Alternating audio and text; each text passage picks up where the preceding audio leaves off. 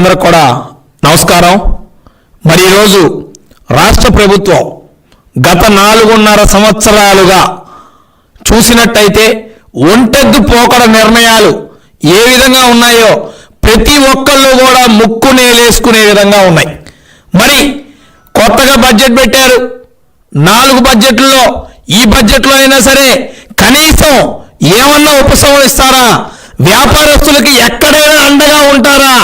వ్యాపారస్తులు వారి వ్యాపారాన్ని, వారి అత్యున్నతని, వారి యొక్క లాభాల్ని పెంచి గవర్నమెంట్కి ట్యాక్సుల రూపేణా పెంచే విధంగా, కట్టే విధంగా తయారు చేస్తారా అంటే ఆ విధంగా ఈ బడ్జెట్లో ఒక్కటంటే ఒక్క విధానం కూడా తీసుకోలేదు ఈ ప్రభుత్వం. రాష్ట్రంలో వ్యాపారస్తుల్ని నెట్టడిలోన ముంచి నిలువు దోపిడీ చేస్తున్న వారు ఎవరైనా ఉన్నారంటే ఈరోజు సాక్షాత్తు ప్రభుత్వం మటుకే ఈ పని చేస్తూ ఉంది. ప్రభుత్వం వ్యాపారస్తులకు అండగా ఉండాలా, వారికి కావాల్సిన సదుపాయాలు ఇవ్వాలా, ట్యాక్స్ ఎగ్జంప్షన్స్ ఇవ్వాలా, రుణ సదుపాయాలు ఇవ్వాలి, లేబర్ విషయాల్లో కానీ లేదా హాయిలర్స్ విషయాల్లో కానీ అండగా నిలబడాలా. కానీ ఈరోజు ప్రభుత్వం తీసుకున్న వసతులు ఏంటి? ప్రభుత్వం వ్యాపారస్తులకు ఇచ్చిన మౌలిక వసతులు ఏంటి? అసలు ప్రభుత్వం వారి యాక్షన్ ఎక్కడుంది? వ్యాపారస్తుల మీద వారి ప్లాన్ ఆఫ్ యాక్షన్ ఏంటి? అసలు ఏంటి వ్యాపారస్తుల మీద ఈ కఠిన వైఖరి? మీరు రాష్ట్రంలో చూసుకున్నట్టయితే నలుమూలలా కూడా వ్యాపారస్తుల్ని నిమ్మకాయ పిండినట్టు పిండి, నిమ్మకాయని బద్దలో వేసి ఎలా పిండుతామో ఆ విధంగా నిమ్మకాయ పిండినట్టు పిండి ట్యాక్సులు వసూలు చేస్తూ ఉన్నారు. వారికి లాభాలు వచ్చే విధంగా మీరు నిర్ణయాలు తీసుకొని వారి అభ్యున్నతికి మీరు ఉపయోగపడి, ఇదిగో మీకు 10 రూపాయల లాభం చేకూర్చాం కాబట్టి గవర్నమెంట్కి ₹1 ట్యాక్స్ కట్టండి అంటే ఆనందంగా రూపాయి కాదు 2 రూపాయలు ట్యాక్స్ కడతారు మా వ్యాపారస్తులు. కానీ వారి ఆదాయం తగ్గించారు, వారికి ఇచ్చే సదుపాయాలు తగ్గించారు, వారికి ఇవ్వాల్సిన రాయితీలు తగ్గించారు, ఇవన్నీ తగ్గించి ట్యాక్సులు అమాంతం పెంచారు. వ్యాపారస్తుడు అనేవాడు రాష్ట్రంలో ఉండాలా అక్కర్లేదా? అసలు వ్యాపారస్తుల మీద మీకంటూ ఏదైనా చిత్తశుద్ధి ఉందా? ఎందుకు వ్యాపారస్తులంటే మీరు ఇంత కక్ష?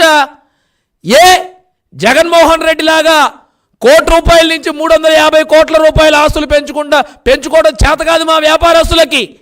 కష్టార్జితం, కాయా కష్టం మోసి కష్టార్జితంతో బతుకుతారు మా వ్యాపారస్తులు. ప్రతిరోజు కూడా ఉదయం లేచిన దగ్గర నుంచి బ్యాగు చేత్తో పట్టుకొని కొట్టుకెళ్ళి అన్ని శుభ్రం చేసుకొని కౌంటర్లో కూర్చొని ప్రతి ఒక్కళ్ళకు కూడా అడిగిన దానికి సమాధానం చెబుతూ బేరవాడిన కస్టమర్లని సముదాయించి వారికి ఏం కావాలో ఇచ్చి కావాల్సినప్పుడు ₹1 అప్పు కూడా ఇచ్చి వ్యాపారం చేసేవాళ్ళం. మా మీద ఇలాంటి నిర్ణయాలు తీసుకోవటానికి సిగ్గుండాలి జగన్మోహన్ రెడ్డి. మీకు ఏం జరుగుతుంది రాష్ట్రంలో? నీ నిర్ణయాల వల్ల ఈరోజు తోపుడు బండి దగ్గర నుంచి మెగా ఇండస్ట్రీస్ వరకు 10 లక్షల కోట్లు పైచిలుకు నష్టపోయారు వ్యాపారస్తులు. దీని మీద ఒక వాణిజ్య విభాగ రాష్ట్ర అధ్యక్షుడిగా మేము చర్చకు సిద్ధంగా ఉన్నాం. మీకు చేతనైతే, మీకు దమ్ముంటే ఈ 4.5 సంవత్సర కాలంలో వ్యాపారులు ఏ విధంగా నిర్ణయం తీసుకున్నారు, వ్యాపారస్తుల పరిస్థితి ఏ విధంగా ఉందో చర్చించడానికి మేము సిద్ధంగా ఉన్నాం. మీరు సిద్ధమా? మేము మా 5 సంవత్సరాల కాలంలో ఏ నిర్ణయాలు తీసుకున్నాం, ఎలా ముందుకు తీసుకెళ్ళామంటానికి నా దగ్గర సాక్ష్యాలు ఉన్నాయి. ఫ్రెండ్లీ గవర్నమెంట్గా, బిజినెస్ ఫ్రెండ్లీగా మేము ఏ విధంగా తీసుకెళ్ళామో, ప్రతి నిర్ణయం ఏ విధంగా తీసుకున్నాం, చిరు వ్యాపారస్తుడికి ఏ విధంగా అండగా ఉన్నామంటానికి కూడా నేను కాగితాలతో సహా మాట్లాడతా. మీరు ఎవరైనా వచ్చి మాట్లాడటానికి సిద్ధంగా ఉన్నారా? నిరూపించడానికి ఏ సెక్టార్ అయినా బాగుంది మీ కాలంలో నిరూపించడానికి మీరు సిద్ధంగా ఉన్నారా?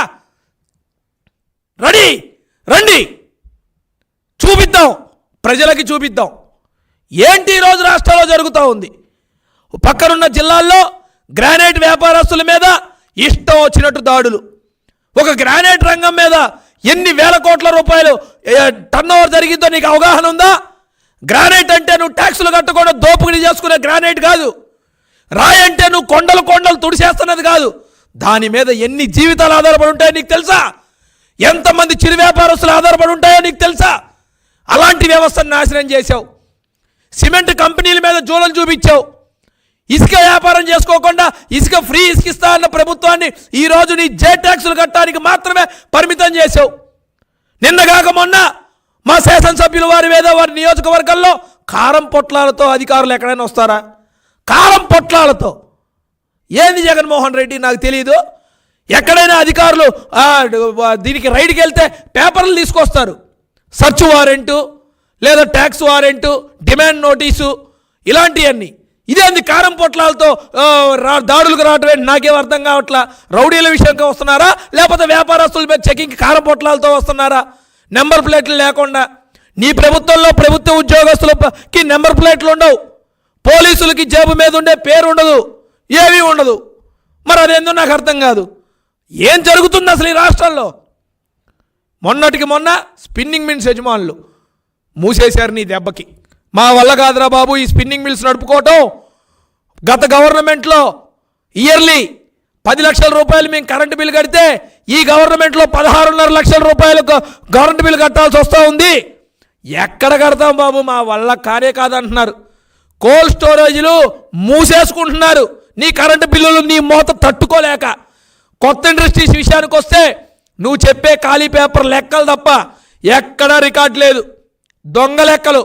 తిరుపతి పార్లమెంట్లో ఎలా అయితే దొంగ ఓట్లు చూపించారో నీ తొత్తులు నీ అధికారులు ఈరోజు రాష్ట్రం బాగుందని ఒక దొంగ కాగితాలు చూపిస్తున్నారు నీ అధికారులు. ఎక్కడ ట్రాక్ రికార్డ్ లేదు, ఎక్కడ ట్రాక్ రికార్డ్ లేదు. చూపించండి. అరే బట్టల దుకాణం వాళ్ళ జిఎస్టీని 5% నుంచి 12% జిఎస్టీకి పెంచుదామని ఒక నిర్ణయం తీసుకుంటే ఏం పెట్టుకున్న నోట్లో ఒక్క మాట మాట్లాడలేదు. ఆ రోజు దుకాణం వాళ్ళు షాపులు మూసేసి రోడ్డు మీద బట్టలు ఇప్పి కూర్చోవాల్సిన పరిస్థితి. చిరు వ్యాపారస్తులు నానా చోట్ల గొడవలు చేస్తున్నారు. లోకల్ వ్యాపారస్తులు బలపరచండి, లోకల్ వ్యాపారస్తులను కాపాడండి. ఎక్కడికక్కడ పెద్ద పెద్ద మాల్స్ వచ్చేస్తున్నాయి. 2000, 3000 ఉన్న జనాభా దగ్గరకు కూడా పెద్ద పెద్ద మాల్స్ వచ్చేస్తున్నాయి. వాటికి వ్యతిరేకం కాదు, కానీ లోకల్ వ్యాపారస్తులు బలపడటానికి మీరు తీసుకున్న నిర్ణయాలు ఏంటి? లోకల్ వ్యాపారస్తుడు బలంగా ఉండటానికి మీరు ఇచ్చిన రాయితీలు ఏంటి? అసలు వ్యాపారస్తుడికి ఏది ప్రభుత్వంలో అండ? అరే 2 కేజీలు బెల్లం అమ్మినందుకు కేసు పెట్టిన ప్రభుత్వం నీ ప్రభుత్వం. 2 కేజీల బెల్లం అమ్మినందుకు. అటువంటి అసమర్థ ముఖ్యమంత్రివి నువ్వు, అటువంటి చేతగాని ముఖ్యమంత్రి నువ్వు. ఈరోజు ఇన్ని రంగాలు కుదేలైపోతే చక్కగా తాడేపల్లి ప్యాలెస్లో కూర్చొని పబ్జీ గేమ్ ఆడుకుంటున్న వ్యక్తివి నువ్వు. బడ్జెట్లో ఎక్కడైనా సరే వ్యాపారస్తుడికి ఎక్కడైనా ఉపశమనం ఇచ్చే నిర్ణయాలు నువ్వు తీసుకున్నావా? ఒక్క అంశం మేము చెప్పు, ఒక్క అంశం, కేవలం ఒక్క అంశం చెప్పు, నేను ఒప్పుకుంటా దానికోసం. ఎందుకు వ్యాపారస్తులంటే ఇంత కక్ష? అంటే వ్యాపారస్తులంటే Bharathi cements, Bharathi power, Bharathi polymers, Bharathi print media, electric media తప్ప ఇంకే వ్యాపారస్తులు ఉండవా? ఇక అసలు వ్యాపారస్తులే లేరా? అరే చివరికి సినిమా టికెట్ల వ్యాపారం కూడా నువ్వే చేద్దామని ఆ టికెట్లు అమ్ముకునే వాళ్ళ పొట్టగొట్టిన వ్యక్తివి నువ్వు Jaganmohan Reddy. Flexi printer association వాళ్ళని కూడా నట్టేట ముంచావు నీ ఒంటెత్తు పోగడాల నిర్ణయం వల్ల. ఇలా ఎంతమంది ఉన్నారు? నా దగ్గర ఉంది బాధితుల లిస్టు. ఏ వర్గాన్ని నువ్వు వదిలిపెట్టావు? ఏ వ్యాపారస్తుడు నీ బాధితుడు కాదు. నువ్వు తీసుకునే ప్రతి నిర్ణయం వెనక వ్యాపారస్తుడు గొంతు కోసావు. చెత్తకు పన్నేసిన చెత్త ముఖ్యమంత్రివి నువ్వు. బోర్డుకు పన్ను, చెత్తకు పన్ను, కరెంటు బిల్లు పెంపు, ప్రాపర్టీ ట్యాక్స్ పెంపు, ప్రతిదీ పెంపు. అసలు వ్యాపారస్తులు అనేవాడు ఉండాలా? ఆస్తులు అమ్ముకోనట్టనే వెళ్ళిపోవాలా? ఏం జరుగుతుంది ఈ రాష్ట్రంలో? దానికి కనీసం ఒక్క నిర్ణయమైనా చేయగలవా? విజయవాడలో వ్యాపారస్తుల దగ్గర వసూలు చేయడానికి నీ జిగిరి ఒకడు ఉన్నాడు. ఆడి పేరు ఎవరో నీకు తెలుసు, చందాల సీను. పొద్దుగూకులు వ్యాపారస్తుల మీద పడి నీ పేరు చెప్పి వసూలు చేయటమే వాడి బాపత. 1 టౌన్లో వాడికి సీట్ లేదురా బాబు అంటే 2 టౌన్లో పొమ్మన్నారు. ఏంద్రా బాబు అంటే దీని నిర్ణయం తెలుసా నీకు? తెలుసా తెలీదా? మీ ఇంట్లో భారతి అనే వ్యక్తికి 65 లక్షల రూపాయల బంగారపు వస్తువు అందిన మాట వాస్తవా కాదా? ఎక్కడి నుంచి వచ్చింది ఈ వస్తువు? ఎలా వచ్చింది ఈ వస్తువు? ఎందుకు ఇచ్చాడు ఈ చందాల సీను ఆ వస్తువు? ఎవరి కోసం ఇచ్చాడు ఆ వస్తువు? ఎందుకు విజయవాడ 1 టౌన్ నుంచి బయలుదేరిన ఆ వస్తువు 60 లక్షల రూపాయల బంగారపు వజ్రాలతో కూడిన వస్తువు తాడేపల్లి ప్యాలెస్కి చేరింది? ఆ తర్వాత 1 టౌన్ నుంచి 2 టౌన్లో సీట్ అనౌన్స్ అయింది. ఏం జరిగింది ఇక్కడ? ఎవరు ఎక్కడ ఎంతెంత వసూలు చేశారు? దీనికి సమాధానం చెప్పాల్సిన అవసరం ఉంది. లేదంటే ఆ 62 లక్షల రూపాయల వస్తువుకి ఎవరెవరి దగ్గర ఎంత వసూలు చేశారో నేను బయట పెడతా సాక్ష్యాలతో. ఏమన్నా చిత్తశుద్ధి ఉందా నీకు అసలు? ఒక్క వ్యాపారస్తుడికి అండగా నిలవలేని ఈ ప్రభుత్వం ఉంటే ఎంత, ఊడితే ఎంత? కనీసం నేను హిందువుని అని నేను గౌరవంగా దేవుడి గుడికెళ్ళి దండం పెట్టుకుందామన్న మనశ్శాంతి లేకుండా చేసింది ఈ ప్రభుత్వం. నిన్న చూస్తే టీవీలో చాలా బాధాకరమైన అనిపించింది, బాధ అనిపించింది, గుండె పిండేసింది. ఎవరైనా గుడికి వెళ్ళాలంటే పవిత్రంగా తలస్నానం చేసి అన్నీ ముట్టుకోకుండా ఎటువంటి శుద్ధితో దండం పెట్టుకొని మనసు ప్రశాంతతతో గుడికి వెళ్తారు. అటువంటి శ్రీశైలం అప్పన్న స్వామిని దర్శించుకోవడానికి, మల్లన్న స్వామిని దర్శించుకోవడానికి అక్కడికి వెళ్తే శ్రీశైలంలో ప్రసాదంలో మాంసమా? ఏంది ఇది? అరే, అన్యమత ప్రచారం చూసాం, దేవాలయ ఉత్సవాల్లో దోపిడీ చూసాం, దేవుడి డబ్బును కూడా నువ్వు కాలేకుండా కాజేయటం చూసాం, దేవాలయాల మీద దాడులు చూసాం, పూజారులని హింసించడం చూసాం. అరే, ప్రసాదంలో దేవుడు భావించి దండం పెట్టుకొని బయటికి వచ్చి ప్రసాదం పెట్టండి అని చేయి దారిస్తే మాంసం ముక్క పెట్టారు చేతిలో. ఏం నడుస్తుంది ఈ ప్రభుత్వం? ఏం చెప్పాలనుకుంటుంది ఈ ప్రభుత్వం? ఎటువంటి మెసేజ్ ఇవ్వాలనుకుంటుంది ఈ ప్రభుత్వం? ఇది ఎవరి బాధ్యత తీసుకుంటారు? ఈ రోజు వరకు రాష్ట్రంలో ఎన్నో దేవాలయాల మీద దాడులు జరిగినాయి కదా, ఎక్కడైనా సరే ఒక కమిటీ వేసావా? దేవాలయ దాడుల నివారణకి నీ నిర్ణయం ఏంటో ప్రకటించావా? ఇప్పటివరకు నేను ఇప్పుడు కూడా ఒకటే చెప్తా ఉన్నా, రాష్ట్ర ప్రజలు ఒకటి తెలుసుకోవాలి. మాజీ దేవాదాయ శాఖ మంత్రి అన్యమతస్థుడికి బాగా కావాల్సిన వ్యక్తి.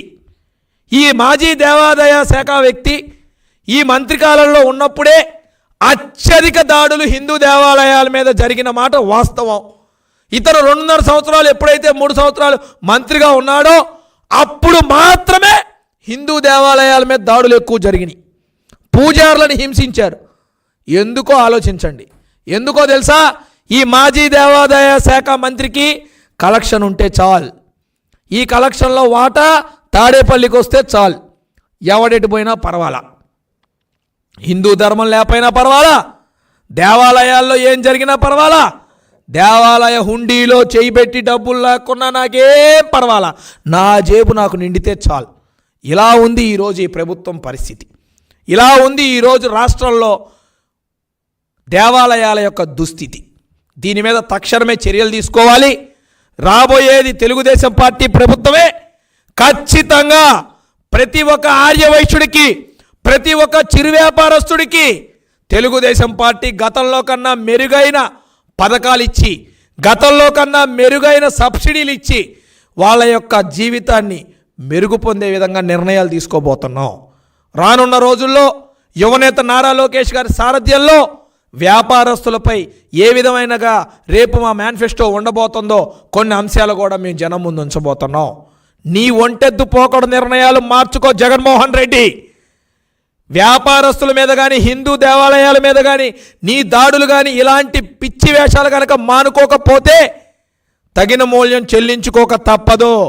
ముందే చెప్తున్నా, నీకు ఎక్కడో తొత్తులున్నారు, మాజీ దేవాదాయ శాఖ లాంటి తొత్తులున్నారు, పనికి మాలిన పల్లీలు ఉన్నారు, వాళ్ళు ఏదో పేల్తారనుకుంటే సరిపోదు. తుస్సుమనే రోజులు కూడా దగ్గరలోనే ఉన్నాయి. కంగారేం పడద్దు, ప్రజలన్నీ గమనిస్తున్నారు.